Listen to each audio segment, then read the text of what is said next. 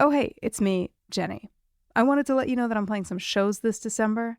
Concerts, if you will. Me in a room with a guitar singing my little songs. On December 5th, I'm going to be in Elkton, Maryland. December 6th, Freehold, New Jersey. December 7th, New Hope, Pennsylvania. December 10th, Providence, Rhode Island. December 11th, Woodstock, New York. These shows are going to be super fun. I'm co-headlining with the great Lily Hyatt. If you live in one of these places, please come out to a show. Come say hey. You can find all the pertinent details and also tickets at jennyowenyoungs.com/tour. Hope to see you out there. This episode is brought to you by Progressive Insurance. Do you ever think about switching insurance companies just to see if you could save some cash? Well, Progressive makes it easy. Just drop in some details about yourself and see if you're eligible to save money when you bundle your home and auto policies. The process only takes minutes, and it could mean hundreds more in your pocket. Visit Progressive.com after this episode to see if you could save. Progressive Casualty Insurance Company and Affiliates. Potential savings will vary. Not available in all states. And now, a message from McAfee. I'm not a real kid. And I'm not a real grandpa. We're deep fakes. And we're making it harder to tell what's real online. The good news? McAfee can help. McAfee's scam detector automatically identifies text and email scams and even deepfakes. So if you whippersnappers meet one of us, you'll know.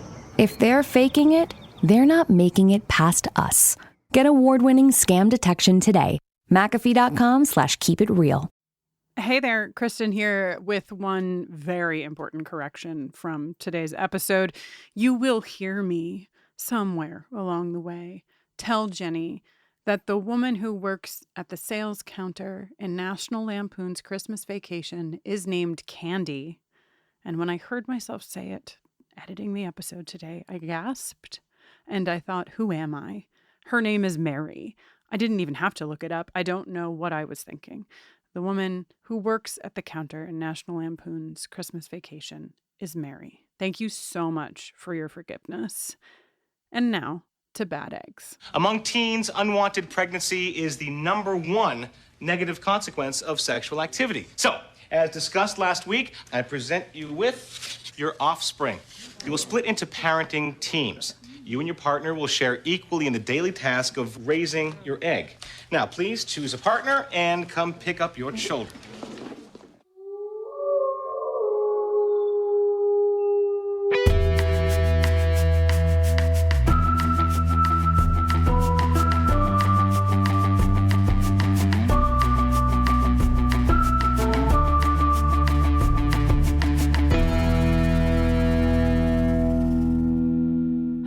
Hello, and welcome back to Buffering the Vampire Slayer, once more with spoilers.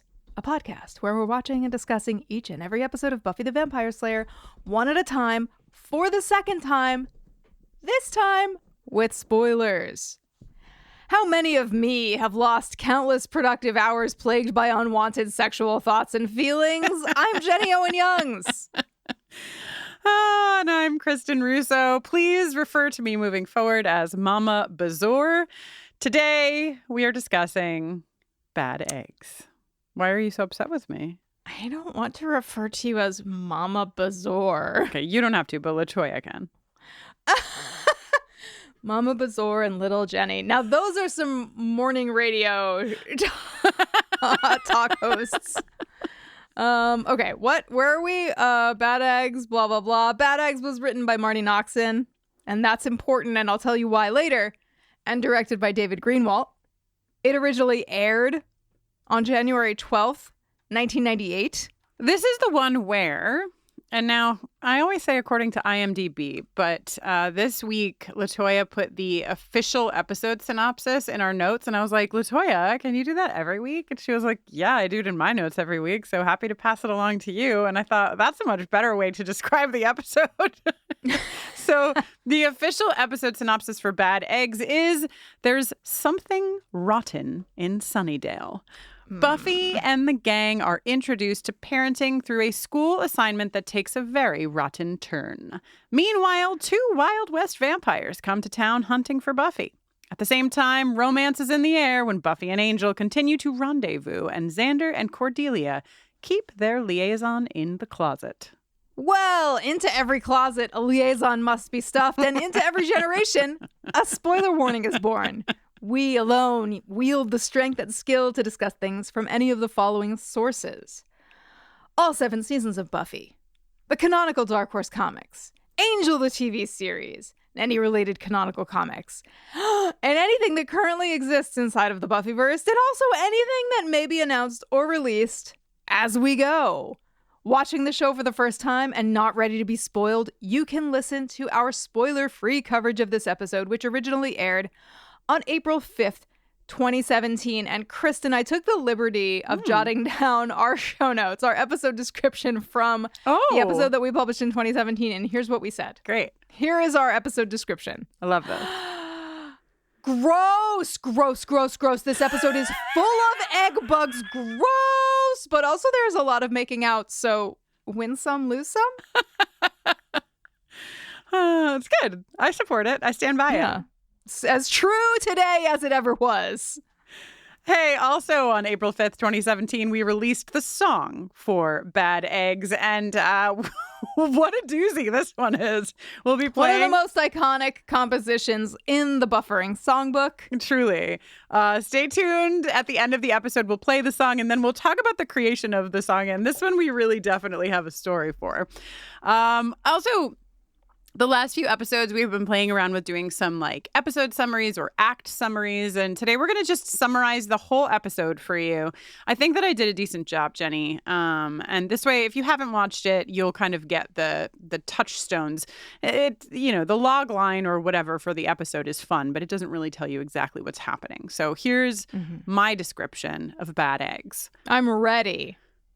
This is the one where the Gorch Brothers arrive in Sunnydale and the junior class learns about sex and responsibility in health class by being assigned an egg to keep, quote, alive. The titular eggs are bad, however, as they are hatchlings from a demon called the Mother Bezoar, who resides underneath the school, nestled in the hellmouth like a little rabbit in its burrow. The eggs begin to hatch, and their horrific little bug babies adhere to the backs and necks of students and teachers alike, taking parasitic control over their host and making them move robotically through the motions as they disseminate more and more eggs. Meanwhile, sexy feelings intensify for both Xander and Cordy, even though Cordelia insists the lights remain off so she doesn't have to look at Xander, and Buffy and Angel, who make out against various headstones throughout the episode. Joyce continues to feel disappointment in Buffy, who she feels only ever cares about, quote, boys and clothes. What a great... You really captured the spirit and the detalia Thank you. of this episode. Thank you.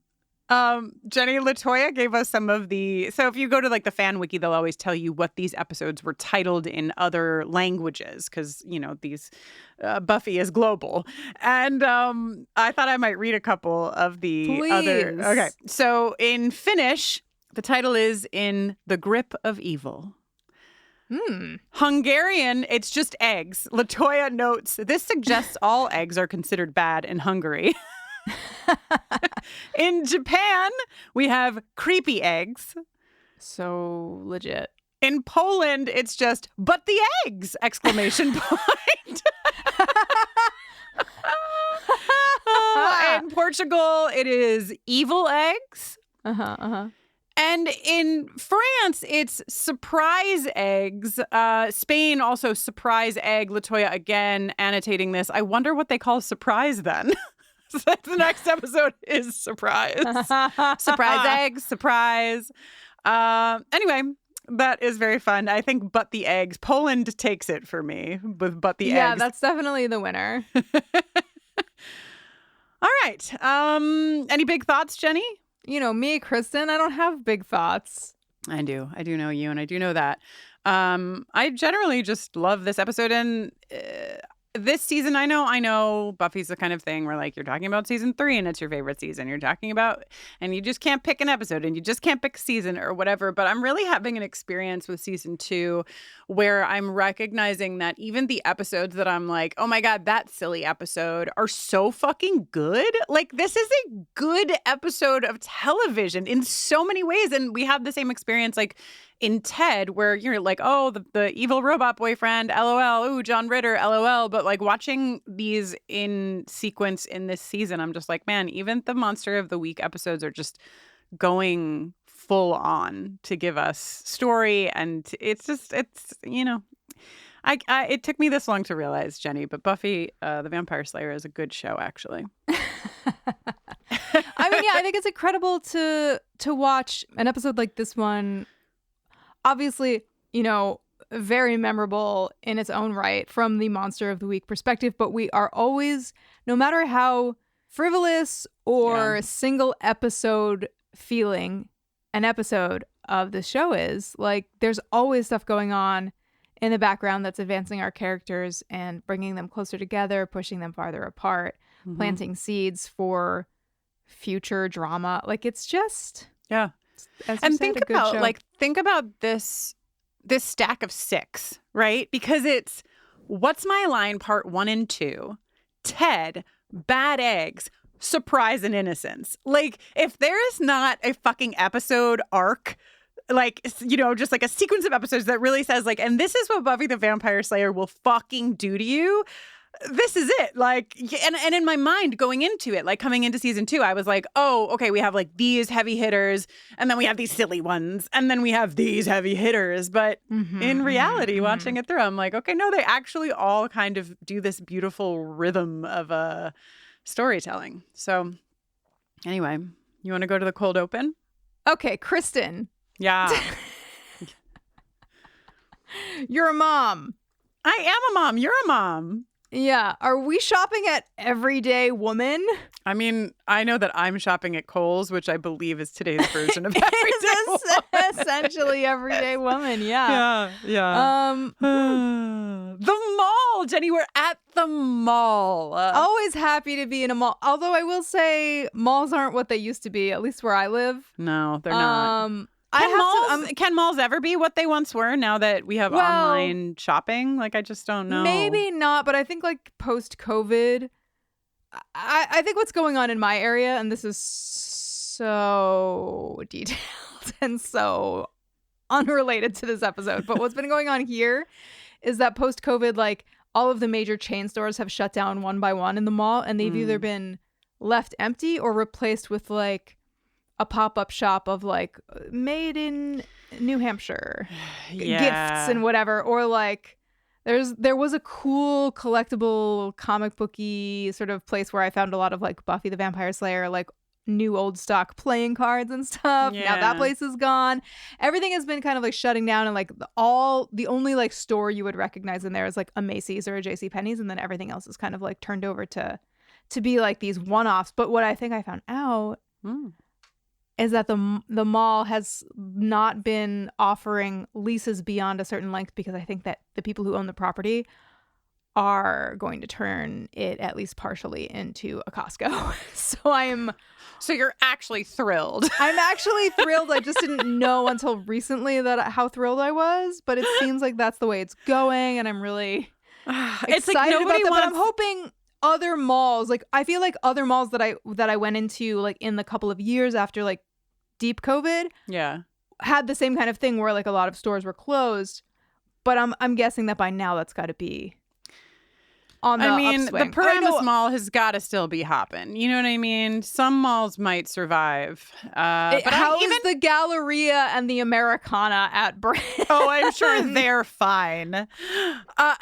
So my mall growing up was Crossgates Mall, which is up in Albany, well, technically Guilderland, I think, New York. And I've been in the mall a couple of times recently, because now I don't live too far away from there. And there are still like some of the stores where I'm like, okay, there it is. That's my mall. But then there are places like Selfies R Us, which is like just this store where you can like go. It's essentially like a store where I think you just go in and take a selfie, which I'm not sure like what the angle is there. Usually from above, Kristin. You usually from slightly above your eye line. Of course. But I just, if you're a kid of the 90s, you'll always, I could watch the mall scene in this cold opening like over and over and over again. There's like clearly a Claire's boutique. There's a window display of Skechers shoes. There's a fucking row of 3 payphones just boom, boom, boom next to a bathroom sign that has like Payphones. 90s like graphics on it. It's just amazing. Okay, we are clearly products of our time. We love the mall. I feel safe at the mall. There's something wrong. Anyway, Jenny, I'm sure that I've talked about this in multiple other podcasts, but we've been podcasting for too long for me to care about that. So I worked at the mall, and one thing that I just want to make sure everyone knows is that there's the inside mall, but then there's also the outside mall. Like in Crossgates Mall, you can, you're like at the cash register counter or whatever. When you go in the back, there's a door that goes to like the back of the mall. So you can go sort of the length of the whole mall, but on the outside perimeter. Like none of the stores, basically, if you think about like the outside walls of the mall, none of the stores go all the way to the outside wall. So there's just this like walkway for employees of the mall to like go make bank deposits and like do other shit.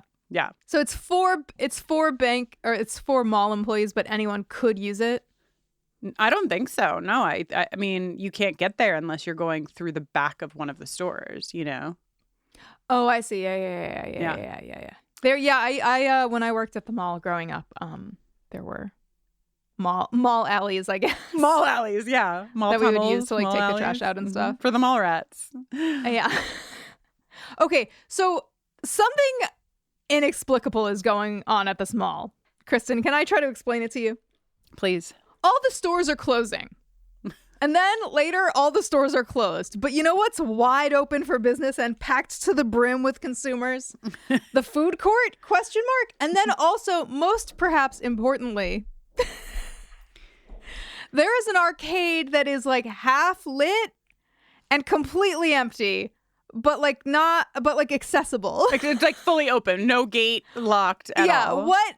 I need to know what's happening here. And then even more importantly, so much is going on to defy the laws of man and God. But what really takes the cake for me is that Lyle Gorch, a vampire, a cowboy vampire, is romancing this girl. He's like sexily standing behind her or predatorily standing behind her as she plays pinball.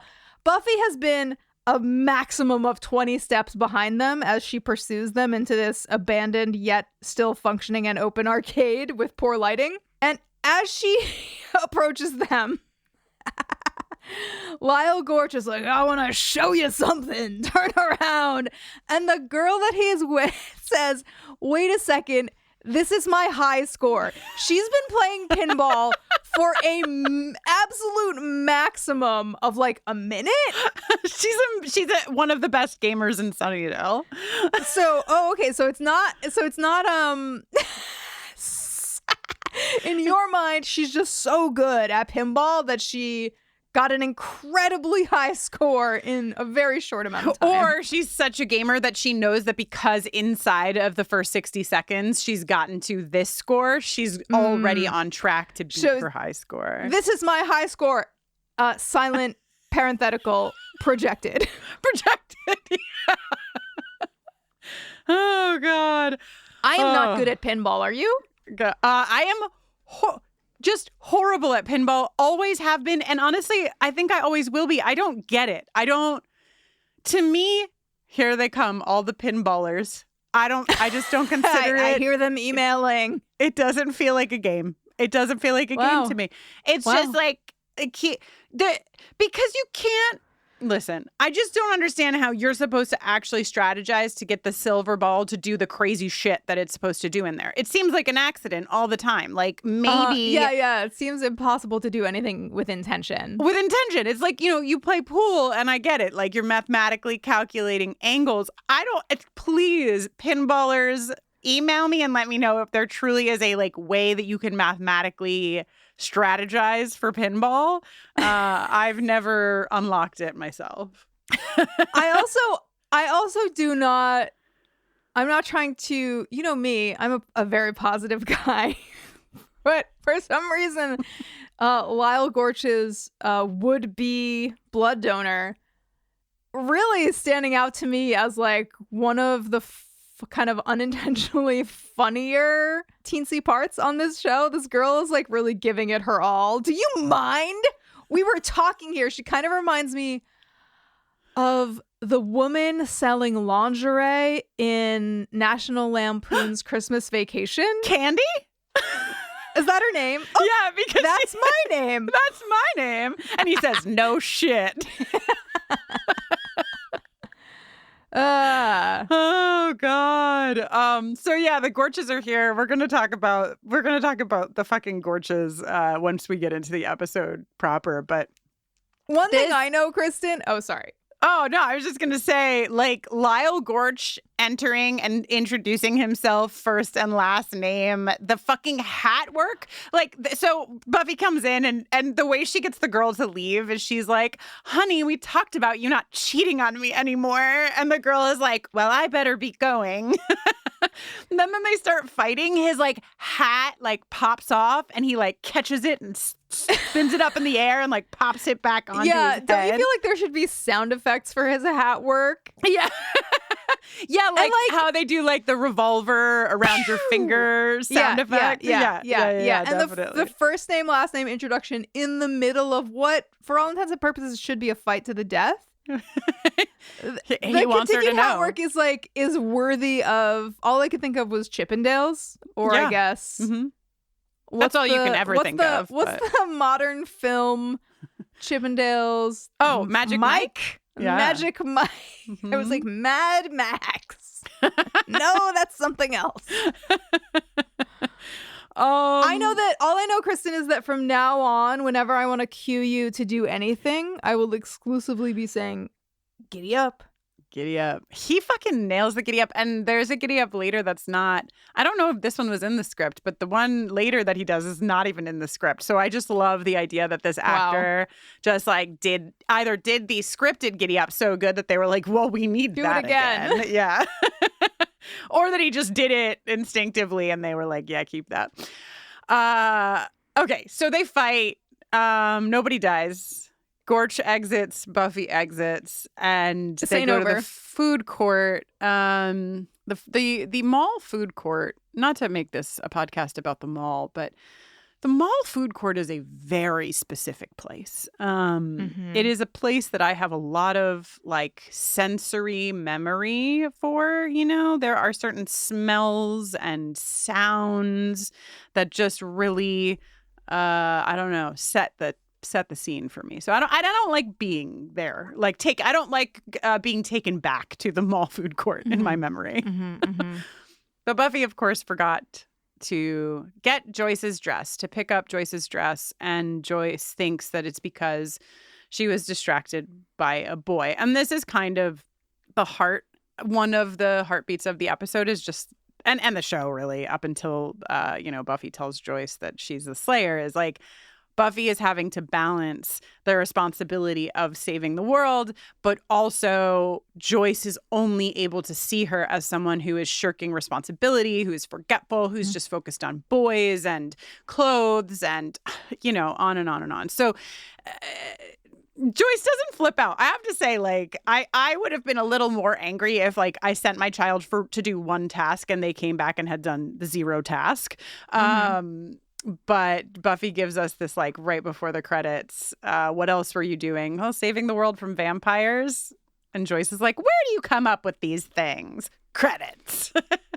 Not my favorite way to go to credits. No, but they always try to do sort of like the tongue-in-cheek, either on the front end of the credits or the back end of the credits. I feel like there is always like the aim to do something that's like not what you thought a vampire show would be about, or like right. Okay, so Jenny, let's talk about the Gorches. And actually, LaToya specifically asked, what do we think of the Gorches? She says Greenwald obviously loves them because he used Lyle, the remaining Gorch, in Homecoming. LaToya really likes Lyle. In parentheticals, she's put, this is all your fault. And then Buffy saying, how? no, at the end of this episode. But she says, I'm so glad Buffy didn't fall into the trap of continuing to bring him back to diminishing returns. Then to just get all of our folks riled up, she says, cough, Andrew, cough. LaToya does not have good feelings about Andrew, but, you know, we can talk about that when we get to it. Hey, Jenny, do you love the Gorches as much as I love the Gorches? I'm starting to think no. Like, I like the Gorches, but you seem to really have a connection. I just find them so fun, and I find the execution of, like, them Kristin, do you want to pull the Gorches for a chat? I just like their dynamic. I love the, like, deep Texan vibe. I love how the show gives us this, like, I don't know, some kind of a twang musical cue when they, like, enter. I like not only the story of how they were, like, really shitty before they were vampires, to the tune of, like, massacring a Mexican village in 1886 before they were vampires, but then also the counterpunch of, like, Lyle telling Tector, like, I should have left you on that doorstep, you know, when Mama left or whatever. And Tector being like, you don't say that, man. It's a vibe I could get into. What's the guy's name that I loved in Firefly, the Dorito? Oh, Jane? Jane, yeah.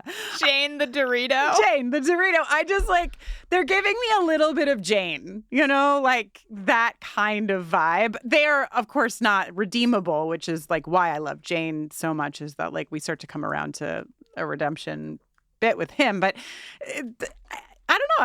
I think both of the actors do a great job. I think it's really fun. I think especially given, like, think back onto some of the, like, new vampire or new demon that's in town, like, they've kind of been like, woo, as opposed to, like, like, these guys have, like, fun personality, you know? There's fun back and forth quipping, and I don't know, I just enjoy them. But I'm not going to speak for them. I pulled a sound clip so you can listen. Oh. This is where they're in the tunnels eating rats to keep a low profile, which, like, I don't really get. We've never seen any vamps do that before, and probably won't see any do that after. It's really only Angel that eats rats. What is this choice, Marty? Yeah, it's confusing, but a low profile?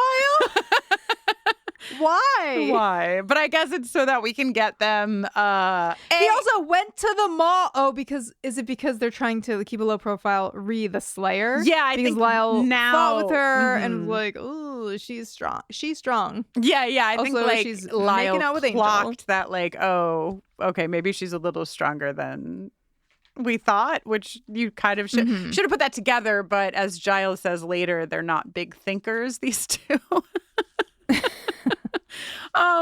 So they're in the tunnels. Fucking the fact that Tector says to Lyle, like, he's so upset that he has to eat rats and he wants to stay in a nice motel or something. His description of a nice motel being something that might have, quote, an ice machine. I just love it. It's just very fun. They're upset about Angelus being all cuddly with the Slayer. Does he have no code? And then they get into it in the tunnels, and right before they start punching each other, because they're brothers, if we haven't mentioned that, we hear this exchange.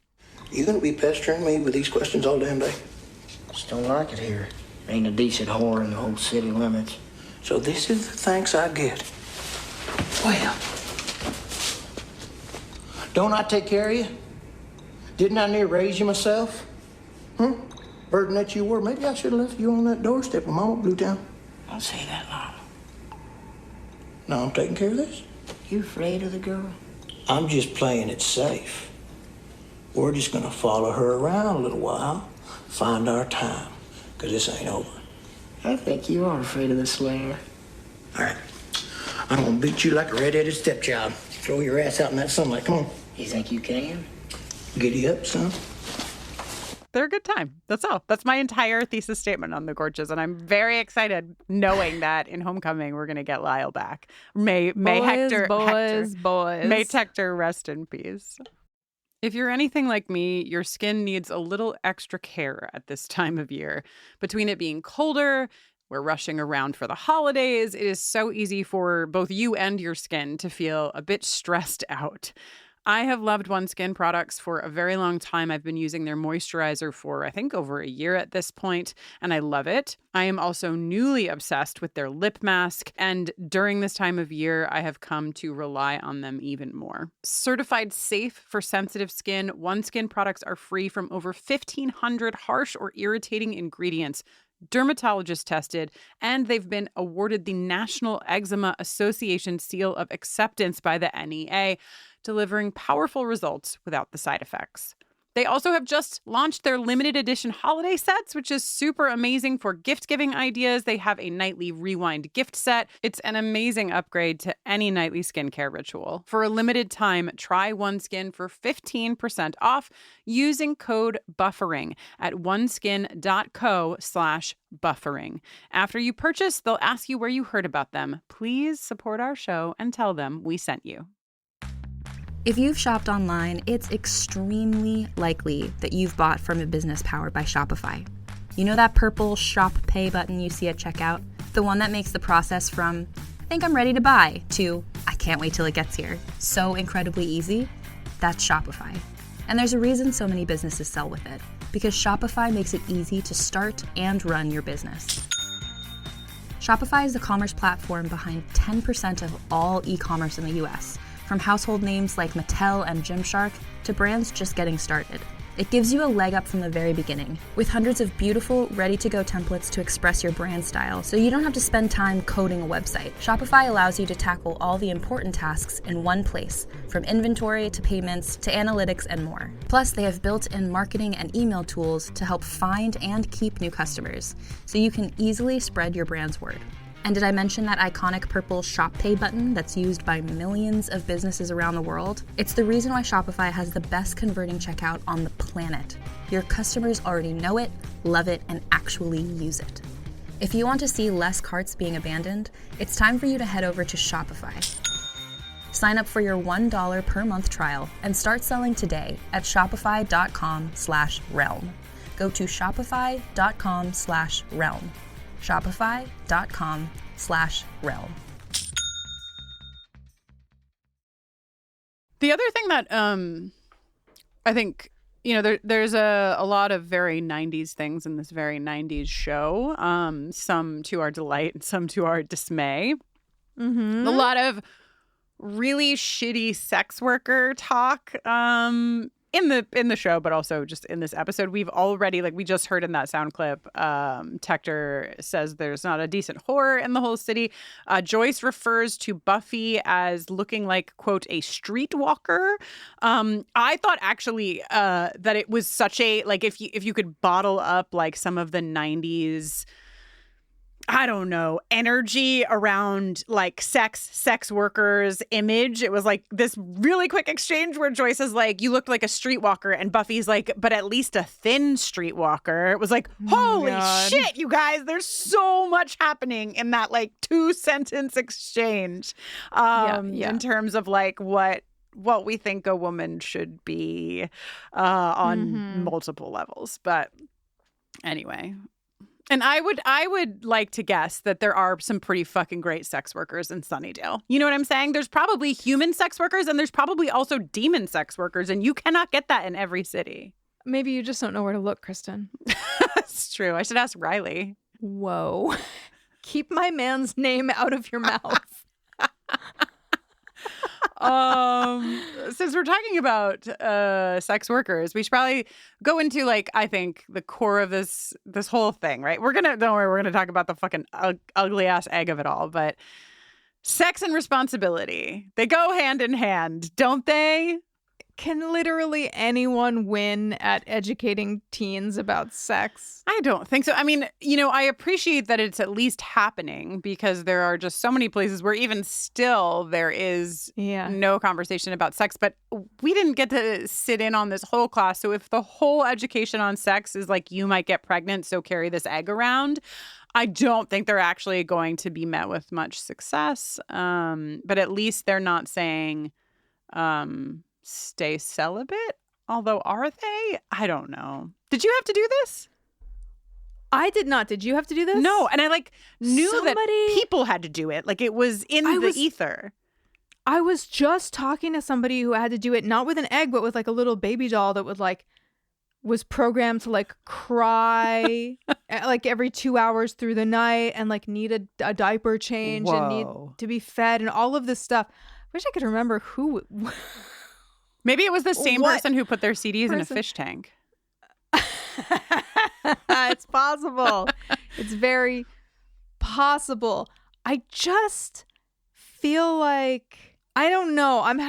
Maybe teens are more sophisticated or more something than they were when I was a teen, or maybe I'm the problem. I don't know that this practice translates to a real foundational understanding of consequences. I don't think that you can understand the consequence of having a baby without having a baby, The baby, the person that but can't remember, who had a baby doll that would cry every 2 hours at night, I still don't think it would actually translate. But certainly more so than this egg that Buffy sits down on her bed and she's like, check diapers, check feeding, check sleeping. I'm like, yeah. When I sat down on my bed and checked off those things, didn't do shit for me. But yeah, I don't think that. Wait, have you shown Sal the checklist with all the boxes checked? That's where I went wrong. I also didn't put her in a tiny little basket at the side of my nightstand. I mean, the basket might be a game changer. It's very cute. But yeah, no, I don't think this is it. And again, it's 1997. I definitely think we're talking about pregnancy, but I hope we're talking about sexually transmitted infections and things like that. But are we talking about sex? That's the thing. Because if you're just saying having sex will do these things or cause these things or could lead to these things, but you're not actually talking about the having of the sex, you are never going to reach anyone, especially teens, because sex is actually fun for a lot of people. And as you see in this episode with Cordelia and Xander and with Angel and Buffy and, on and on, it's it's too enjoyable for a abstract idea of something to make you not do it. So what you need to do is help. I don't know. Why am I giving this speech? I'm preaching to the literal choir with our listenership. But what you need to do is explain what to do if you do not want to get pregnant or if you want to stay healthy, how to have sex and also be cautious while doing so. Because if you're just saying don't do this because it might lead to this, that's not going to get anyone except maybe Willow Rosenberg. She did seem a little concerned. She's probably going to be careful. But that's just built into her. I hear you. And this all sounds really important. But you're still having sex. But I'm still having sex, and there's something more important going on in this scene. Okay, Xander and Cordelia begin really going after each other in a way that only happens in TV, and it's really satisfying as they continue to jab at each other to the teacher, in theory, responding to his prompts. Okay. One of Cordelia's first things that she talks about is making out with somebody in a Miata at the top of a hill and kicking the gear shift. And I was like, kicking the gear shift? Why, I was just rehearsing Buffy It's Cold Outside with Jess for my annual holiday live stream. And we were singing and there was the don't you want to kick the gear shifts, and I was like, okay, this is interesting. This must have been a Faithism because we wouldn't have pulled it into the song otherwise. Where is it? Clickety clickety clack. A couple Googles later, and I find the line. I bet you and Scott have been up here kicking the gear shift. Scott Hope. Oh, please. When Buffy and Faith are poking around in a lover's lane area. Wow, so that's is it and guess who wrote that episode. Marty Noxon. In Beauty and the Beasts. Beauty and the Beasts was also written by Marty Noxon. Marty Noxon, what gear shift hurt you and how? Wow. Okay. Please remember that for the day that we, I hope, get to interview Marty Noxon. This is why we're doing the podcast a second time, Kristin. Mm-hmm. This is the kind of important, vital journalism. It's true. That we are here to perform. We could never. And you actually, Jenny, I'm gonna jump ahead because I have another piece of data that is also related to faith that seems really important for this podcast to note down in our notebooks or our diaries, Watchers' diaries. Is that what we're writing it? Okay, so kicking the gear shift, Marty Noxon, what is up with it? Marty Noxon, come on the pod. Let us know. 2, Buffy gets grounded like multiple times in this episode. She's in the car with Joyce, and Joyce says, "School ends at 2:30. I expect you to be in the library until 5:30. I immediately opened the PowerPoint presentation that we have proving once and for all that Buffy and Faith had sex in the episode Bad Girls, where said that school ended at either 2 or 3 p.m. We gave them at least an hour from 3 p.m. to begin their journey. And Jenny, we now have hard incredible data. Call our publisher. We're we need the scientists. book back. A second printing addendum. Slayers, every one of us, second print edition. More facts are going in. Another footnote. Once more with spoilers. Anyway. Oh, wait. Is this a good time to remind people that we wrote to buy our book? Yeah. Or read it, find it somewhere and listen read to it, read it, book. do It's called both. Slayers, every one of us. Yeah. It's proven to prevent unwanted pregnancy Can we as get long sued as for that? you don't have sex. the 2 leading components in avoiding unwanted pregnancy, reading our book while not having sex. Yep. Is that good? So far, no one has gotten pregnant while reading our book. That we know of. Bufferandcast.com/book. Go buy our book. It's, I think, maybe the best thing we've ever done together. Probably a battle between writing a book and writing a podcast musical for Once More with Feeling. Those are our 2 epic life achievements, I think, Jenny. Well, you can't give a podcast musical as a Christmas gift. Right. But you can give Slayers Every One of Us. Or any kind of gift. And when you give Slayers Every One of Us as a Christmas gift, as a holiday gift, you are also giving a gift to us. So you actually are giving 3 gifts. 2, 3, 5 gifts minimum. 5 by 5.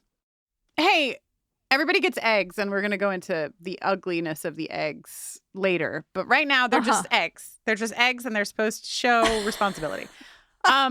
We've talked a lot in our first coverage of the series about how Willow is Jewish, but basically by sentences alone, there's not really a presence of Willow as a Jewish character in any kind of big, meaningful, important way, which we wish that there were. This is one of the beats of okay, Willow is Jewish when she says but my egg is Jewish.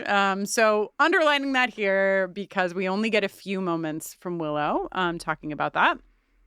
Also, so Buffy, I already mentioned, she has to save the world, but also she has to go to school. She's got a lot on her plate and it's very hard to do both things. The literality, is that a word, of her getting this egg, having it for 3 seconds and Giles almost smashing it with a book on demonology, in the first moment she has it, is just, hitting the nail on the, hitting the egg on the head, you know? As we'll learn from Nikki and Robin Wood in a few years' time, slaying and parenthood don't necessarily go together seamlessly. No, you can't do both of those things. This is why I'm having such a problem, Jenny. It's hard for me to do both. Modern women, can they have it all? My dad has just one sister and she never had any kids and we never really talked about it. And probably only 2 or 3 years ago, I went down to visit her and we were discussing it. And she was like, back in the 70s, they were saying that you could have your career and have a family, like that women could do both of those things. And she was like, and I did not believe that to be true. And I did not want to give up my career. And that's why she didn't have kids. And I was like, you are a badass. You know what I'm saying? Like, that's a badass fucking place to occupy in the 1970s, to be like, actually, I really like my job. And I don't think that there's a way for me to be able to effectively do both. So I'm choosing my job. It feels sad to me by like as a product of, you know, our societal stuff and the way that it progresses and compacts, compounding interest of bad vibes. Yeah. You know how much I love compounding interest, Kristin, but not in this way. It's like, why should it be like, okay, here's my gut reaction. I can feel everyone's fingers starting to heat up as they prepare to write an email to us asking me to be removed from the podcast. My gut reaction to what you just said is like, it's sad that your reaction is, what a badass. But there's obviously like much, much greater context. And as a person who is miserably struggling, trying to have both a career and be a parent right now, I can confirm that it does not go down smooth to have career responsibilities and aspirations and also be the guide and caretaker of a tiny young life. So I also understand the greater context of like, there was decades and decades and decades and decades of pressure and expectation that your aunt was reacting to as well, right? And that you then in turn are reacting to in your reaction. Totally. But I agree with you 100%. Like, me being like, that's badass is specifically referring to the strength that it took to say, I am not going to be a parent, like to be a woman in the 70s and to make that choice. Whether that was like for her, I don't know that it was like this heart-wrenching choice. I think like she was okay with it. But even if it was a heart-wrenching choice, I still feel like there is an inherent strength in saying the world is telling me I should do this, and so I will do this. And that thing, especially in the 70s, was give up your career to be a parent or believe that you could do both. So I agree with you. And I would like to add, I think that this country, and I know other countries too, but like specifically I can speak from inside of the United States, this country is a huge part of the fucking problem because there are other places where you can actually do work and be a parent effectively. This is not one of those fucking places. Sounds fake. Sounds fake. Because the expectation on us, even Jenny and I as two people who like make a podcast and we work for ourselves is so massive that it is really hard to not feel constantly divided. That's like my life goal every week when I sit down and try to think about what I want to bring into the week. It's like, how can I be present with my family, but also do the things that are required of me to do to survive? You know what I think has happened to me? Tell me. A tiny, not necessarily like an egg, but like a tiny being who for a time slept not that far away from my head and tormented me through the night and has basically neurally clamped me. Has like totally warped my perception of like individuality versus a family unit. Obviously that is, you know, a very broad, that is a spectrum of definition, but you know, the way that it applies directly to my life, I'm like, I like see a baby and I'm like, a baby. And that is not something I ever foresaw for myself. So every time anyone, I don't even, like somebody's like, my sister's best friend's cousin is pregnant. And I'm like, she is? That's amazing. Babies are so beautiful. I've definitely been I've been face hugged and brain sucked and completely parasite, like what, you know those parasites that like get into there, it's like a bug that controls the brain of a mouse or something, and then makes the mouse go towards a cat so that the like virus or whatever that the bug is carrying gets into the cat where it needs to like get to its next life stage or whatever. That's me. Yeah. I am the mouse being piloted by my little baby boy. I love that you brought in another parasitic example. Like, we're in an episode with the actual parasitic example, and you were like, but here's one more example. Yeah, why not? Why not? I mean, if not now, when? It's true. It's true. The Last of Us. This is. Anyway, I've been poisoned by my child, and here we are. Yeah, so that's what this episode is about. In conclusion, don't have sex. It's sad that it's like should ever be like revolutionary to make a decision for yourself. Yeah. Jenny, do you think that Cordelia actually doesn't want to see Xander when they're making out? I think that she it's not about how he looks, because as we know, in a mere 8 episodes, there's some compelling things going on under those goofy outfits. But I think what she doesn't want to see are his clothes. Like, I think she likes his face, but she doesn't want to see his clothes, especially those shoes. Where did he get them? And I think that she doesn't want to like see his whole, like him as a whole being, because it reminds her of like what she perceives to be his like social status, right, et cetera, and how her friends would look at her. Yeah. Like what their perspective on her hooking up with him would be. That makes sense. Also, I gotta stop saying hooking up all the time because now it means having sex. Now, I know. and we're old. Did you know we're old? I know. Yeah, I did. I actually did know that we were old. But yeah, I know. mean, some of us older than others. But go on. Xander, it should be noted, since we're talking about Xander and Cordelia, Xander boiled his egg. That will be important once we get to the demon of it all. And I'm just wondering, like, because Cordelia, what is she doing with her egg? Do you think that she's like sitting down like Buffy is sitting down and like checking off of her lists? Like she's raising this egg? This is what I think. I think that the Chases have a live-in housekeeper. Mm-hmm. And I think that person is caring for the egg. That's accurate? Do you think that's fair? Yeah, that tracks. I mean, that definitely tracks, especially now in this era before her father gets caught for tax fraud, you know? Mm-hmm. It's not until the television series Angel, really, where she will begin to have the ability to take care of her own egg. A hard-boiled egg can be left out of the fridge for no more than 2 hours. I have the same. I mean, I don't have. Kristin. I didn't do that. I didn't look it up, but I did write Xander about to eat this hard-boiled egg that's 24 hours just been sitting in his fucking backpack. No, thank you. I mean, this is... Oh, wait, that's after the boiling. Hang on. You can't just fucking trot around with a fucking hard-boiled egg in your bag for a day and then eat it and expect me to be okay with it, you know? Like, did the egg look like that because it was a fucking little offspring, or did it look like that just because it fucking was in his bag for 24 hours without being refrigerated?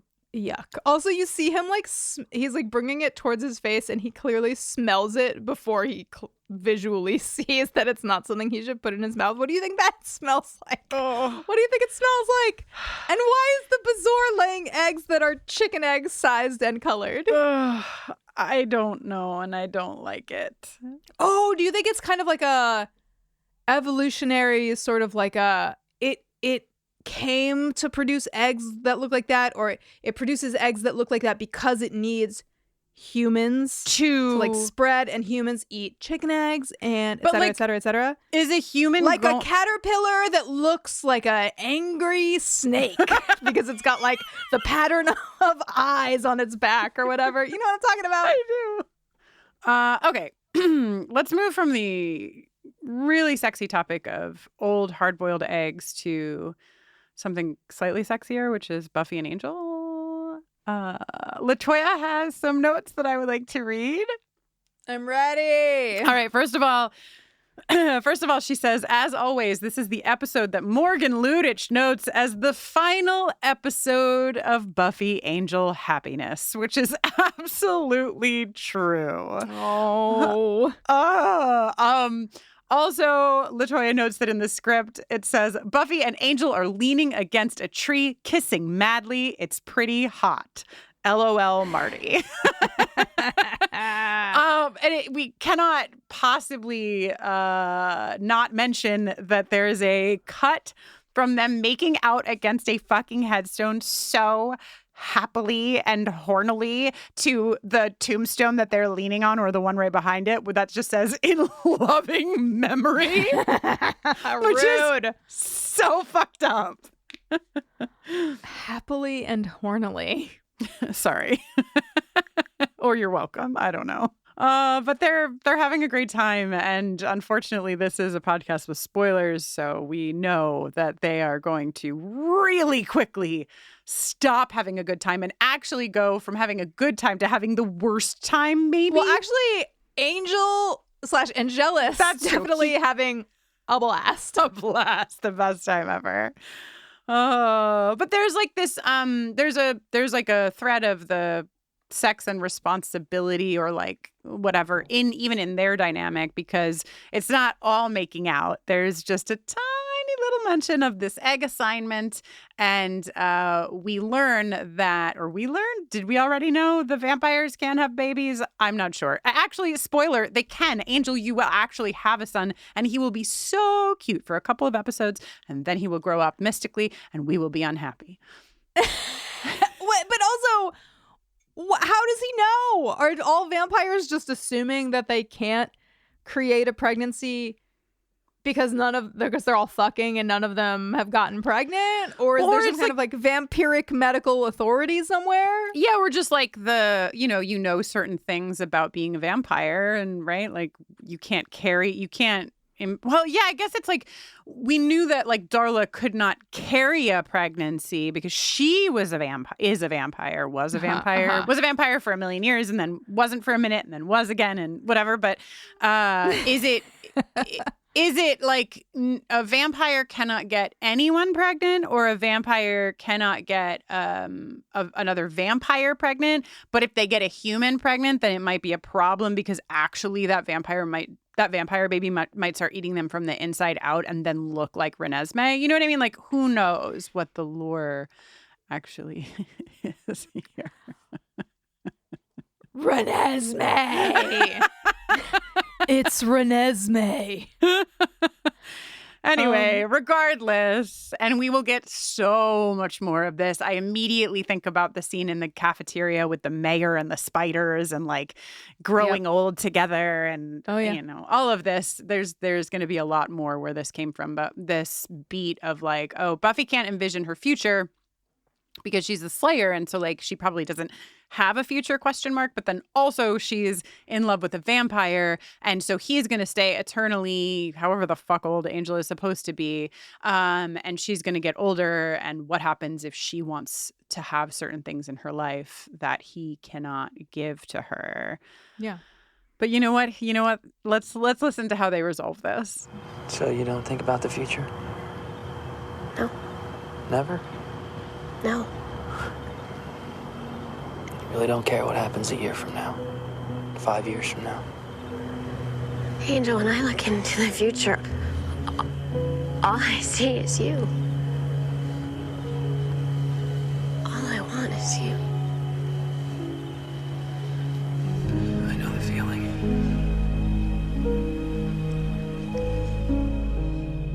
Good gravy. Somebody get a hose on these two. When I look into the future, all I can see is you. All I want is you. Oh, boy. Oh, actually, that's right, when we get the in loving memory. So thank you, everyone who created this television show. So rude. This episode is brought to you by Netflix. So Netflix is basically Santa this year. 2 NFL games on Christmas Day, streaming live. At 1 p.m. Eastern, it's Cowboys, Commanders. Then at 4:30, you've got Lions, Vikings. Midwest football, playoff stakes, and probably some snow. Watching holiday football is a tradition the whole family can enjoy. Open some gifts, grab some food, settle in, and watch NFL Live on Netflix this Christmas Day. The war is over, and both sides lost. Kingdoms were reduced to cinders, and armies scattered like bones in the dust. Now the survivors claw to what's left of a broken world, praying the darkness chooses someone else tonight. But in the Shadow Dark, the darkness always wins. This is old school adventuring at its most cruel. Your torch ticks down in real time, and when that flame dies, something else rises to finish the job. This is a brutal rules-light nightmare with a story that emerges organically based on the decisions that the characters make. This is what it felt like to play RPGs in the 80s, and man, it is so good to be back. Join the Glass Cannon podcast as we plunge into the Shadow Dark every Thursday night at 8 p.m. Eastern on youtube.com/theglasscannon with the podcast version dropping the next day. See what everybody's talking about and join us in the dark. I think we've talked about the majority of like the Joyce and Buffy of it all. I mean, it's kind of right there in the mall scene where like Buffy forgot to get the dress and Joyce is like, I'm disappointed in you, but we know that it's because she killed a vampire, etc. But I do think that like, again, because we get episodes like Ted and Bad Eggs, we get to get the nuance of their relationship, because Buffy and Joyce could be this like one beat kind of a thing of like Joyce thinks Buffy's a fuck up and like that's it. But instead we get like these moments between them, you know, when she has the egg and she comes downstairs and Joyce is like, what's the matter? Your egg keep you up all night? And like, wait till it starts dating. And, you know, and Buffy making fun of like Joyce going to Everyday Woman and her being like, you can make fun of your mother later. I just love that the show and that shows at this time in the world like had space for stuff like that, because it makes it so that we know that their relationship is actually very deep and very meaningful and very complicated. It isn't just one thing. So yeah.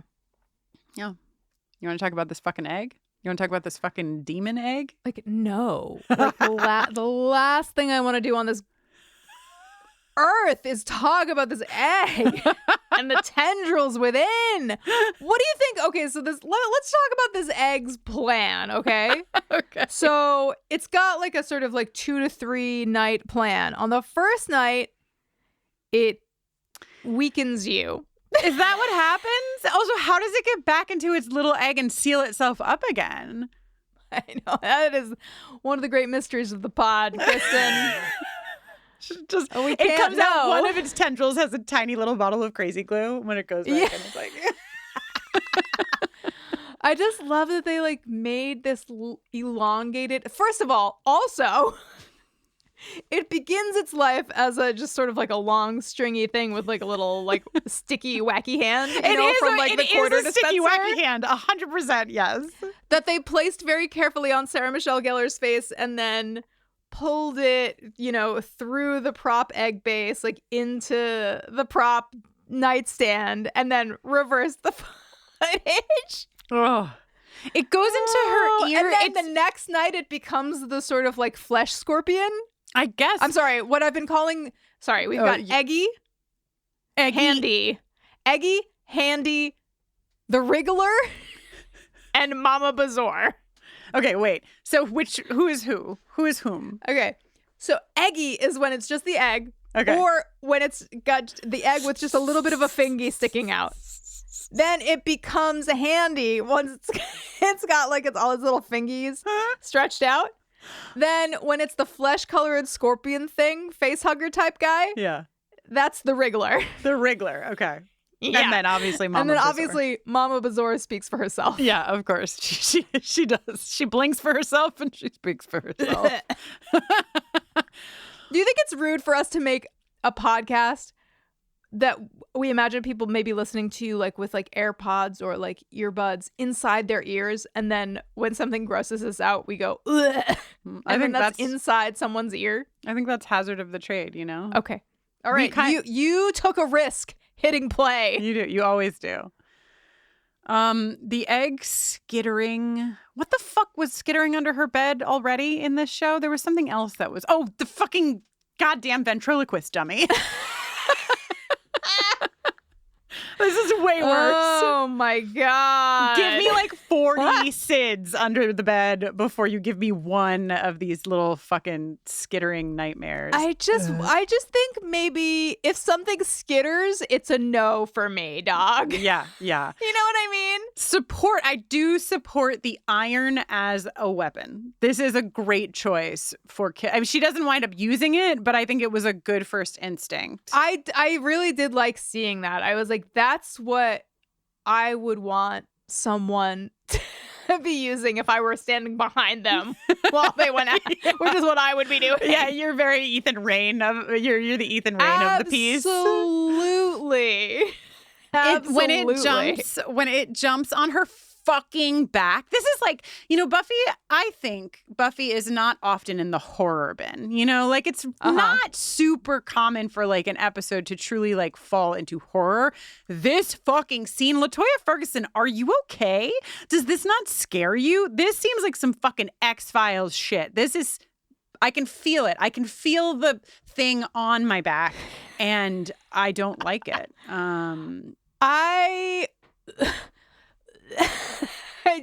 It's not good, Kristin. Also, it shrieks when she stabs. So she skewers it with a pair of scissors. And it shrieks, and I hate it. I hate all of it. There are some things that are not the demon that I want to talk about, just to, a palate cleanser, if you will. Mm-hmm. One, continuity palate cleanser. There's like this poster that has like a globe or something on it beneath, we'll call it the makeout window, in Buffy's room. Okay. But I swear that at some other point in this very same episode, there was a poster of the New York City skyline. So I just putting that out there, if you're the kind of person who needs to distract yourself from egg demons by doing research, that's for you. You're the kind of person who needs to distract yourself from egg demons with really great outfits, then I would like to just talk to you about Cordelia's outfit at school when I think maybe she's already gotten egg sucked or whatever, but she's wearing a leather mini skirt and matching leather vest over like a white button up. It's unbelievable. Not until I think The Wish will we see an outfit of these epic proportions from Cordelia Chase. So there you have it. Oh, The Wish being the sort of like deep blood burgundy jacket and skirt leather set. Yes. Yeah. Oh, yeah. Oh, so they have all gotten egged except for Xander because he hard-boiled his, and Buffy because she scissored hers, which doesn't sound right. Skewered hers. No one wants to dissect it, which I feel is very valid. And don't you feel they're like, Buffy, you should do it because you're the Slayer? Don't you feel like Willow is like the obvious choice? Yes, Willow is the scientist. She should absolutely be the one dissecting it. And like, I feel like Willow would do it. But I guess right. We don't actually know what Willow's true response is because she's already under the influence of Mama Bezoar. But also, like, when Buffy calls her and is like, is your egg doing anything? My egg just like freaked out.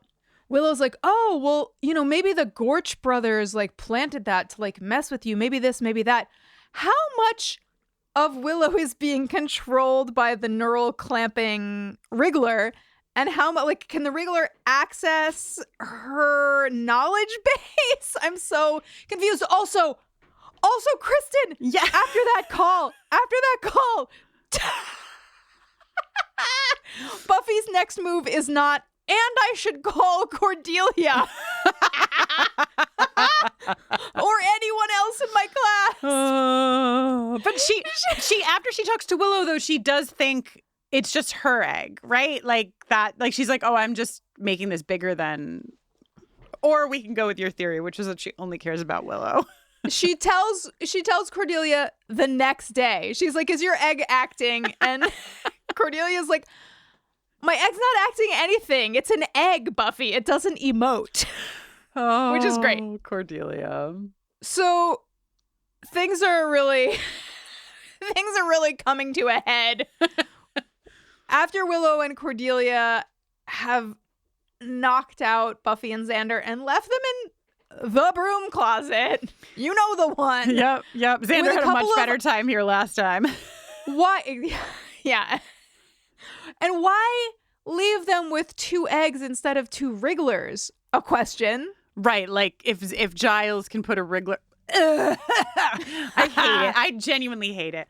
If Giles can do the thing, why can't they do the thing? Yeah. I can understand a school like the size of Sunnydale High having a shed of tools that their sort of like landscaping staff will utilize. Why so many pickaxes? What minerals are you harvesting from the ground? Also, are they magnetized to that fucking thing? Because that's like, I'm telling you, you know what's sexy?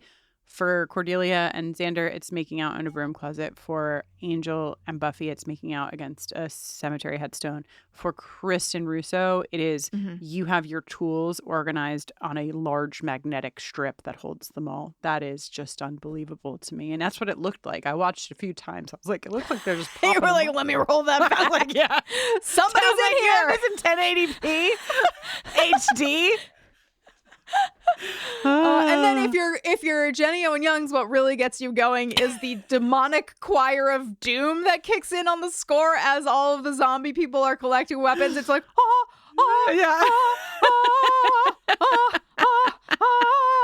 and I'm like, fuck yeah. Get me a robe and a torch and a mask right now. All right, so Cordelia and Willow knock Xander and Buffy out. They're in the closet. Then they smash, very satisfying. They smash the 2 eggs under a toolbox. Yeah. As mentioned, Giles puts a wriggler on Joyce. That will not happen again until Band Candy. I'm so sorry. And my favorite part of this scene before she gets wrigglered is she walks into the library and she's like, Mr. Giles, I asked Buffy to be here. Should I be whispering? And then he's like, no. Yeah. They agree Oh my God. The way that his face looks as he puts the wriggler on her neck and then stares into the middle distance. Yeah, it's pretty fucking creepy. But they're having a whole conversation about like parenthood and like having relationships with younger people and like the conflict and the difficulties and I don't think and then he's like, anyway, I'm Bezoar. I think, okay, so here's what I think. I think that the baby Bezoars, the wrigglers, they like take control of your like ultimate desire and your motor function. Like, I don't think that they are truly ultimate desire and motor function. It's a parasite. It's a parasite, right? Isn't that what a parasite? Like, a parasite doesn't like take over your whole body and soul. It just like takes over the particular things that it takes over. But then I think that the closer you get to Mama, the more you just like are under the Mama Bezoar. Mama. Mommy. Don't ever confuse Mama with Mommy, okay? But I think like once they're, like kind of like the closer you get to a magnet, the stronger the pull. Like the closer you get to Mama Bezoar, the more you're like, my job is to get the eggs and remove the eggs, and I cannot think of anything else because I'm so close to the eggs. Okay. I mean, here, it's a prehistoric parasite. I'm not sure what prehistoric could possibly mean. How can you go any further back than prehistoric? Right. The mother hibernates underground, laying eggs. Offspring attach themselves to a host, taking control of their motor functions through neural clamping. Why must so they people are say taking neural orders from the Mama clamping? Bezoar. What does mommy? The script says, "What does mommy want?" Which is not what they say in the episode. So, and what? The other what day, does I don't know if want? You run our social media accounts, and I tagged buffering in one of my stories, but I don't think you saw it. Because I was on Etsy and I was looking for some stuff, and Etsy served me a tool belt that you can have customized, and the picture was just the waist of a man with a tool belt, and it had a hammer hanging from it, and then it was engraved or embossed, maybe. because it was like leather. And it just said, Daddy can fix anything. And I said, I don't think this is any of my business. Kristin, I was behind a truck today that had a decal that said, Daddy's money, ... but I'm Daddy. And I just feel like, you know what would have done the same job? Just no decal. No decal at all. Just, I would just assume this is your truck that you bought with your money. Oh my God. What is wrong with this? So many things. Okay. Jonathan, you know, you love to see Jonathan popping up all over the place. He gets wriggled and Buffy and Xander see it. He gets wriggled. We can follow him. And they follow him down into where... Now, this high school will eventually collapse, right? That's like the end. Yeah. And I know... Yes, and? I know it's because like a snake wriggled its way through, a giant snake wriggled its way through all the... But I've just been thinking about the structural integrity of this school to begin with, you know? And it can't be good because there's just holes all over the damn place. And nobody seems concerned about what the structural support walls are at all. So... Yeah, it's got to be like Swiss cheese down there. And also, Kristin, there is nothing that I love more than a raw hole roughly hewn into a wall and then half-heartedly covered up with a few cardboard boxes stacked on top of each other. With clearly you can see, like, the hole is not obscured. And I'm sorry for saying the sentence, the hole is not obscured. You lost me when you said raw hole. I was gone. I went somewhere into a dark space that I am just crawling out of now. Okay. Oh, God. The Gorches pick this moment for their fight with Buffy, and I love them. She's so... Tector, she's so cute and little. Think we can keep her? Also, there's like this twang when they enter. It's just good. They're fighting. I also love this. They're fighting each other, the Gorches and Buffy, but also both fighting the folks under the control of the Bezoar. Like, it's good. There's a roundhouse kick, I think, at some point in this fight from Buffy. I write in my notes, it looks like Vault 33 down here, which is also my cue to remind you that we're covering Fallout. We covered Fallout, but we're putting our coverage of Fallout Season 1 in our Beyond Buffering feed, linked in the show notes today. If you are rewatching Fallout Season 1, because Fallout Season 2 happens in like a few friggin' days, you can watch with us. We had so much fun covering Fallout Season 1. So come have fun with us. Listen as you rewatch. Yes. And then, Tector, down Tector goes. Well, hello, he says. I feel like Tector and the mayor would get along.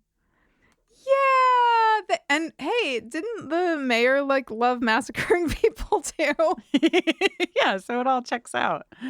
I wish we could have spent a little bit more time with Tector. Though Lyle is great in his own way. I do really love, to me, I know you like, we both like his hat work. You know, we like Giddy Up. We like this and that he does.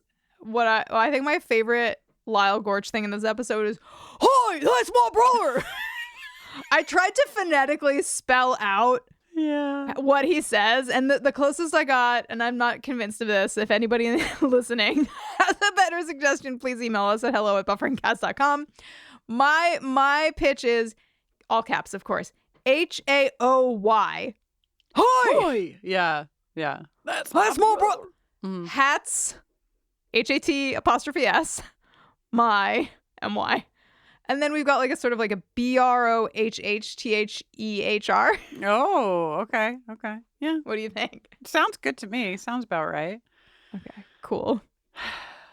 You know, in the 7th season when Buffy is like, the mouth of hell will open up, but it will have to choke on me first or whatever. That's basically what happens right here. She goes down into the Bezoar. Oh, yeah. Yeah, it chokes on her. Man, there are just so many things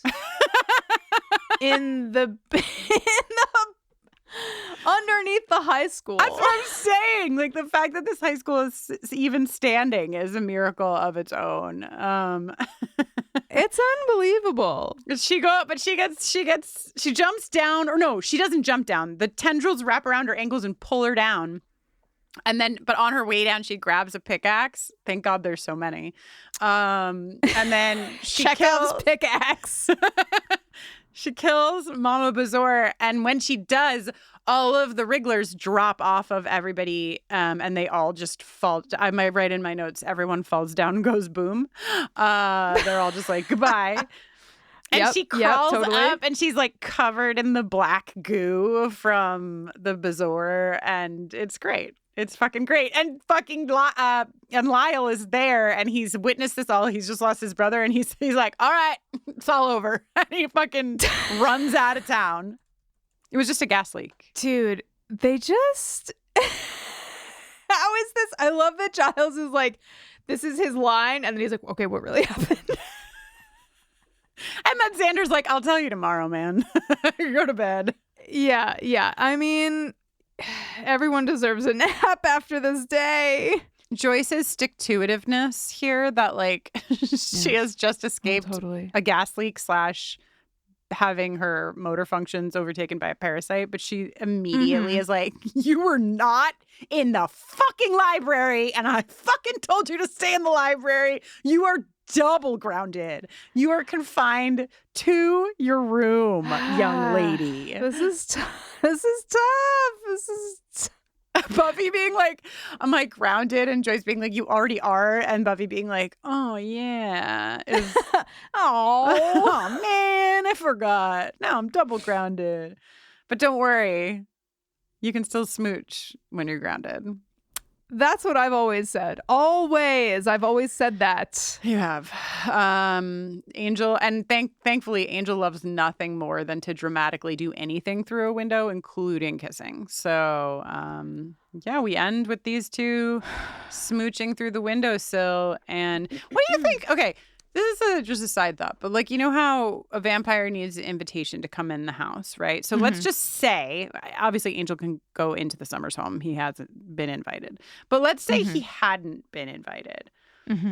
Do you think they could make out through the window so long as Angel's lips didn't cross the window pane? Yeah, I think it's about your physical body as a vampire not crossing.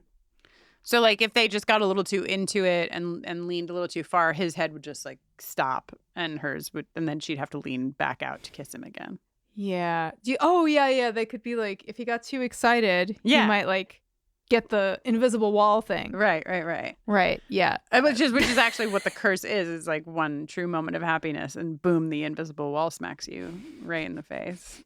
I can't believe where we're going. We're leaving you before the holiday. We're like, 'tis the season. Happy holidays. Look how happy Angel and Buffy are. Nothing bad will happen in 2026. Sorry, guys.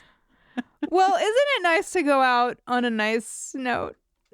If you stop now, Angel and Buffy will be happy forever. Oh, yeah. Yeah. Or something. Well, I think we said I said everything I had to say about Bad Eggs, except for talking about the fucking song, which I can't wait to do on the other side of the song. I'm excited about this. God damn it. All right. So we did it. Bad Eggs, brought to you by Eggs, Evil, and Buffering the Vampire Slayer. Perfect. Hey, listen to me. Listen up. Hey, excuse me. I'm Jenny Owen Youngs. And if you're listening to this episode in real time on Wednesday, December 10th, let me tell you what. Tonight I'm playing in Providence, Rhode Island, and tomorrow night I'm playing in Woodstock, New York, which is really close to where Kristin lives. And Kristin will probably be at the show unless she decides not to be a good friend. Wow.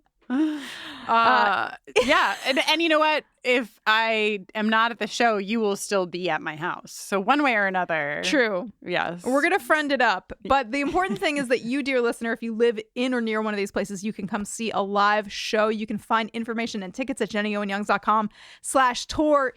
Another thing that you can find on that page is information about my annual holiday live stream concert, Tidings of Comfort and Joy, which is taking place next Tuesday, December 16th. On the eve of Kristin's birthday, I'm going to be playing a show on the internet, singing holiday songs, and celebrating the last night of Kristin being 44.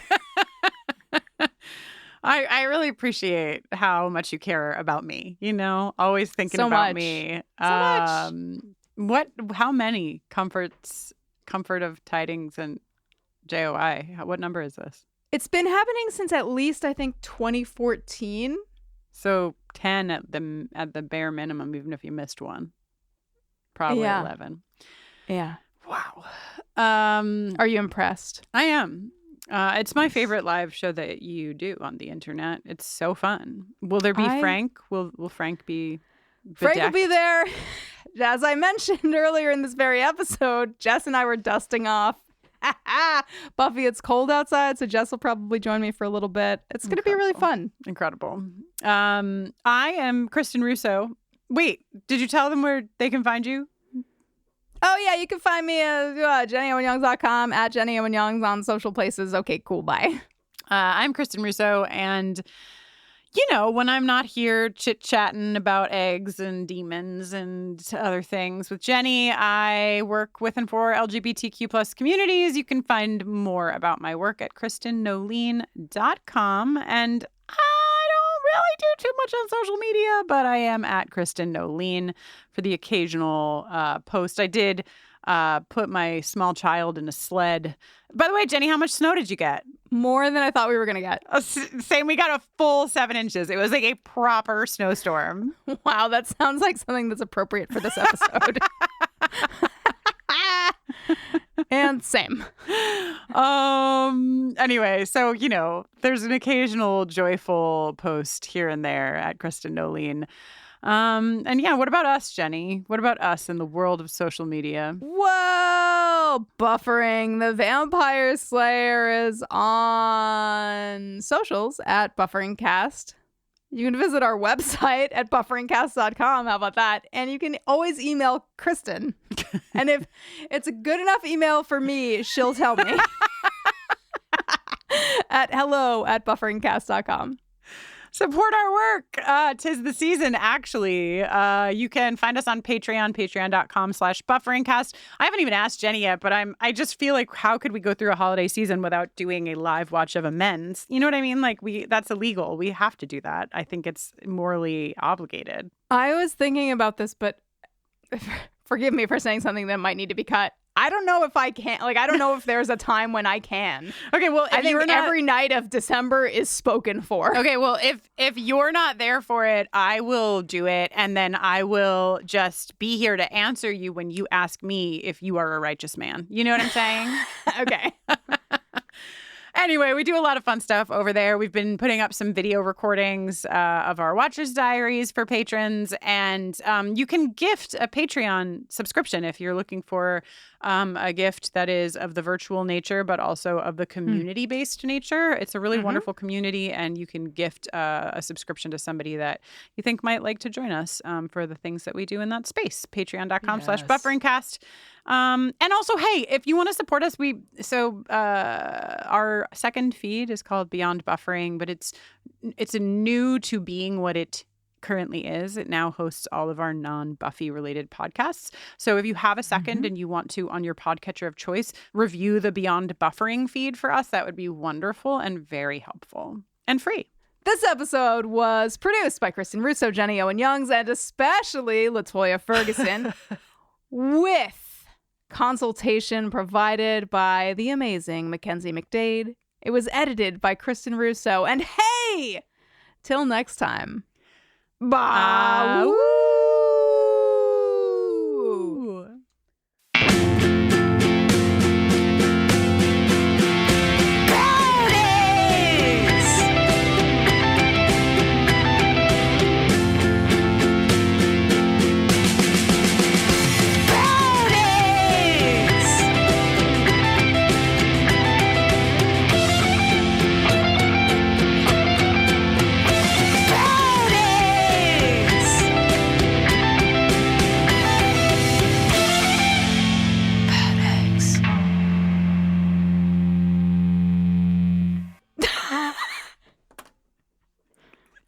Wow.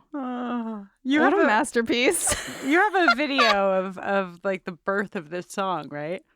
Yeah, I'm gonna prep that for socials. What's incredible, I think you remember this, Jenny, but what's incredible is I'm pretty sure that this song we worked on forever. Like, oh my God, it was such a labor. We just we just tried and tried and tried and tried and tried and tried and tried. We could not figure it out. And then if you were on social media, you can watch this video of Jenny on our couch with a guitar, just like doing what I remember is like some kind of like exhausted back bend and basically singing this. And I was like, that's it. That'll do it. We like probably the episode goes up tomorrow. It is like 9 p.m. Like, that's it. Go. We are simply cooked. Yeah.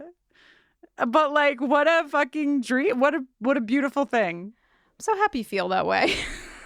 I'm not the only one. A lot of people feel that way. It's a fan favorite.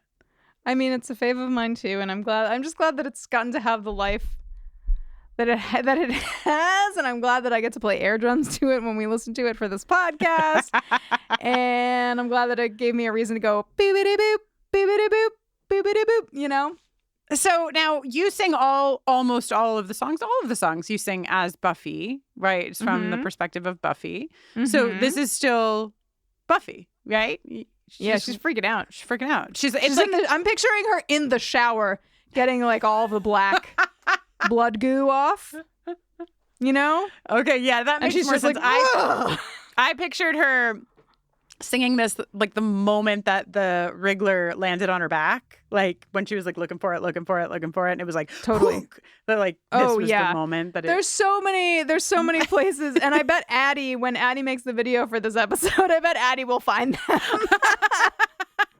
Appropriate places for Buffy to scream bad eggs. Oh, this is, not to whatever. This is just a fun thing that happened, and it's a fun song, and I don't mean to like put too much on it, but I do feel like this was an important moment for us on our very long journey of creating songs, and especially your very long journey of creating songs, where like permission was given to sometimes just have a fucking good time and call it a day. Which was really necessary when you're like facing down the barrel of 160 plus fucking songs, knowing that if worst comes to worst, you actually can just have a blast and do whatever you want. Like, critical to survival. So critical.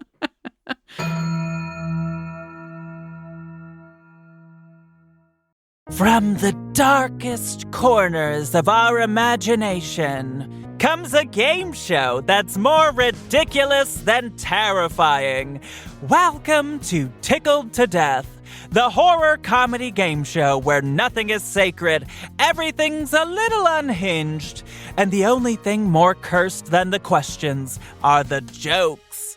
I'm Roz Hernandez, your fearless host, and each week I'll be leading a brave group of guests through twisted horror trivia, improv games, and enough sarcastic banter to make you question all your life's choices. So come for the screams, stay for the snark.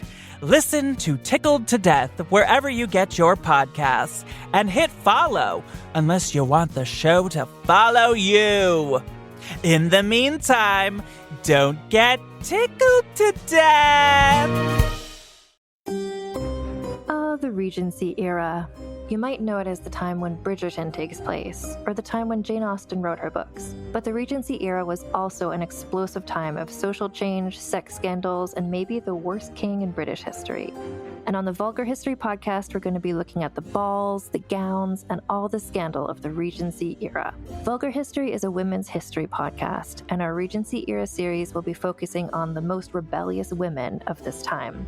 That includes Jane Austen herself, who is maybe more radical than you might have thought. We'll also be talking about queer icons like Anne Lister, scientists like Mary Anning and Ada Lovelace, as well as other scandalous actresses, royal mistresses, rebellious princesses, and other lesser-known figures who made history happen in England in the Regency era.